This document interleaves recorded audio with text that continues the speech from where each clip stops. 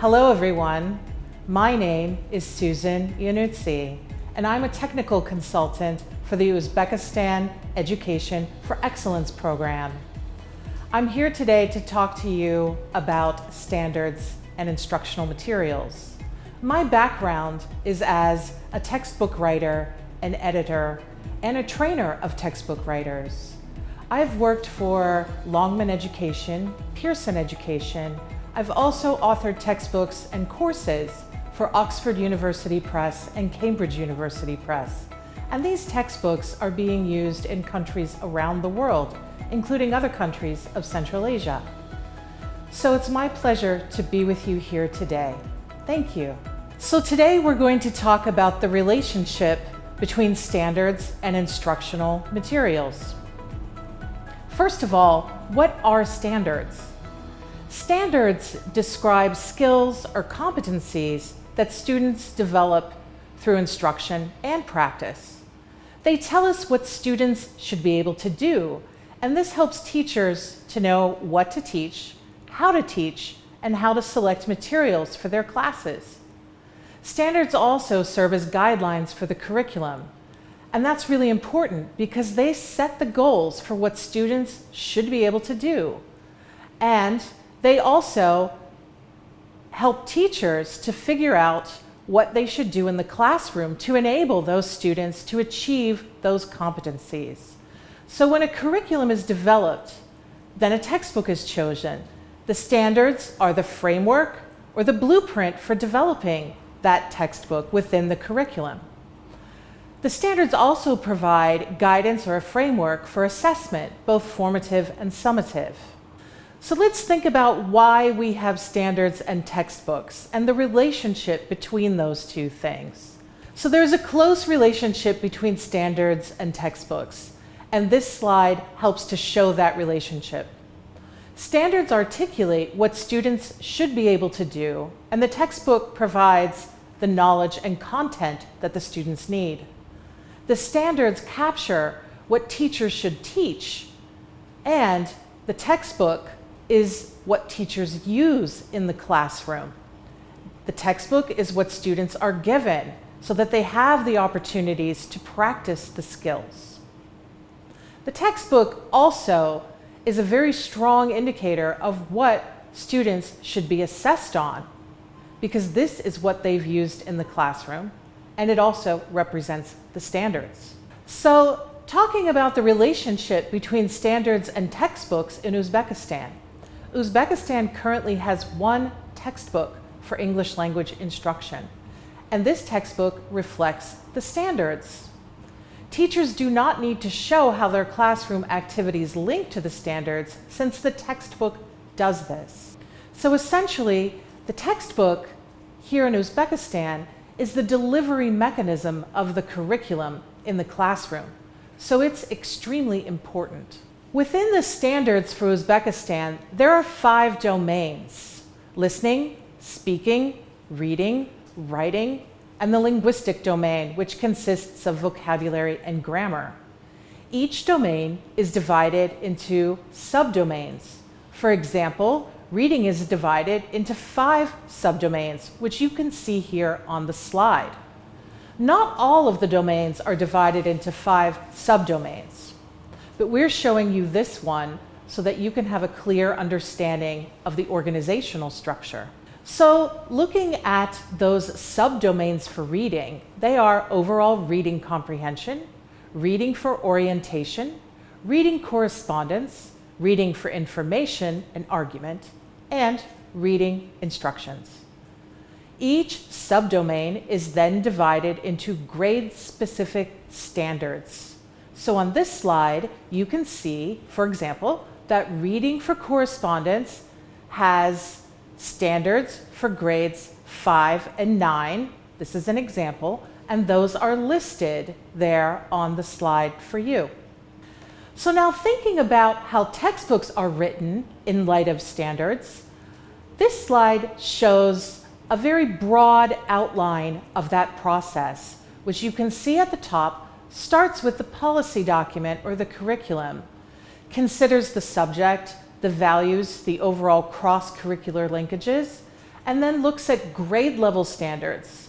And you can see a red arrow there that says scope and sequence, which I'll talk about in just a moment, because that informs the writing of the textbook, which is then implemented in the classroom, and the whole process may be evaluated and then start all over again, which is why there's that arrow going back to the top. So I mentioned the scope and sequence. I like to give a very simple definition of the scope and sequence. The scope is generally the grammar, the vocabulary, and the skills of English. The sequence is the order of those things. So we can think of the scope and sequence as the organization of the curriculum. On this next slide is an example of what is at the front of the book of Guess What? And there is also a table like this at the front of the Prepare books. Teachers can use this table, which is a kind of scope and sequence, along with the timetable in the teacher's book, to determine exactly what students should be accountable for throughout the quarters of the Uzbekistan school year. And they can tell from looking at this table what students should be able to do at any point within the academic year. However, for obvious reasons, this scope and sequence cannot be the one used in the future to create new textbooks. This is an example of the scope and sequence that is part of the curriculum document that looks at those standards of the 5 domains and categorizes the broad categories of vocabulary, grammar, and skills that can inform new textbook writing. So thinking about that scope and sequence of the policy document, why is it important? What does it provide? First of all, it provides a curriculum link. That's very important because we want all textbooks to be grounded in the curriculum. It also provides a map or a blueprint for any new textbooks. And it contains the inventory of skills, vocabulary, and grammar that will be used to create the new textbook. It also guides assessment.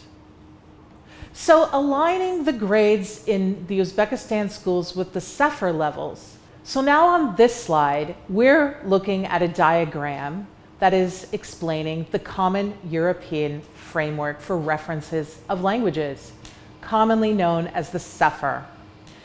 It's important to consider the CEFR level of the textbooks that are being written because the standards for Uzbekistan are grounded in the CEFR. And you can see on this slide that grades 1 through 6 are at an A1 level, grades 7 through 9 are at an A2 level, and grades 10 and 11 are at a B1 level. So moving forward, to choose vocabulary and grammar, it's very important to consider the CEFR levels.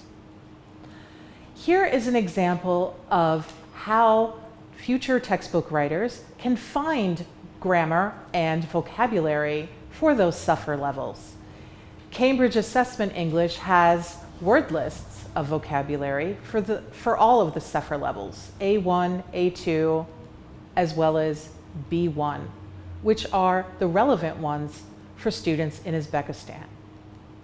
In addition, the CEFR grammar has also been put in a table format, and you can see here which structures are aligned with each of the CEFR levels. So by using the scope and sequence to find the broad categories and then looking at the resources that give the specific information about vocabulary and grammar, future textbook authors are very well placed to create new materials. So why is social emotional learning important? What does the research say about it? As teachers, professors, and methodologists are often focused on pedagogy, and best practices are often in the sphere of teachers and teacher trainers, we need to think about the intersection of these two groups. So social and emotional learning was the subject of a meta-analysis. And in this research analysis, 213 studies were examined, and 270,000 students were the research subjects who participated in these studies to see exactly what was the effect of social and emotional learning in the classroom. And this meta-analysis discovered that students' academic performance increased by 11 percentile points. They also discovered better classroom behavior among students, and students also displayed a better ability to manage stress and depression.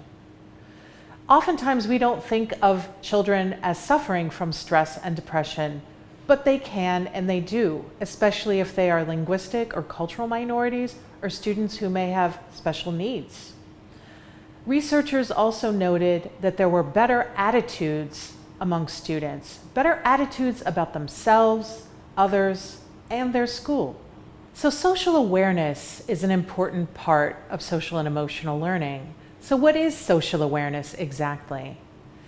Social awareness is the ability to recognize the perspectives of others and to have empathy for others from diverse backgrounds, or simply put, people who are different from us or different from the student. Socially aware people recognize social norms of behavior, and they're aware of social support systems such as school and the community and their place within those systems. So social awareness is another important component of social and emotional learning. So what is social awareness? Social awareness is the ability to recognize the perspectives of others and have empathy for others from diverse backgrounds.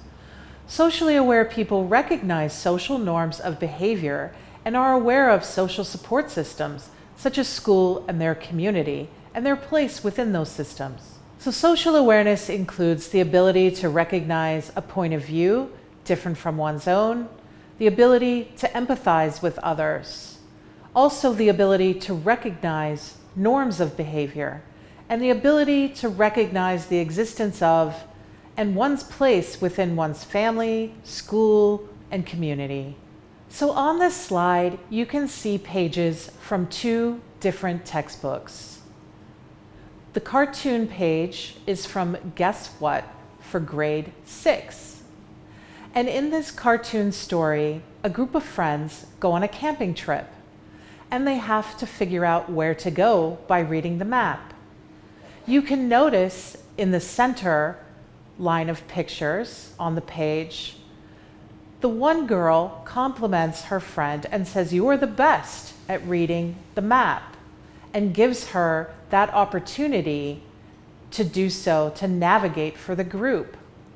At the end of the story, the students, the children in the story, compliment each other on a good job that was done by all of them. They say, "Good job, all of us." The other page that you can see on the screen is from Prepare for grade 11.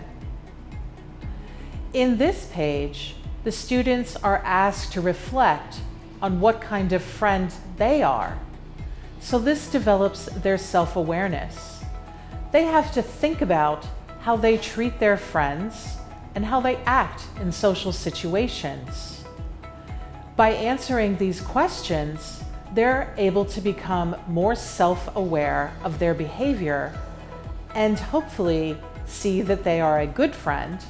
But if they have areas where they can improve, becoming aware of these issues enables them to reflect and make ideas or make a plan for positive change.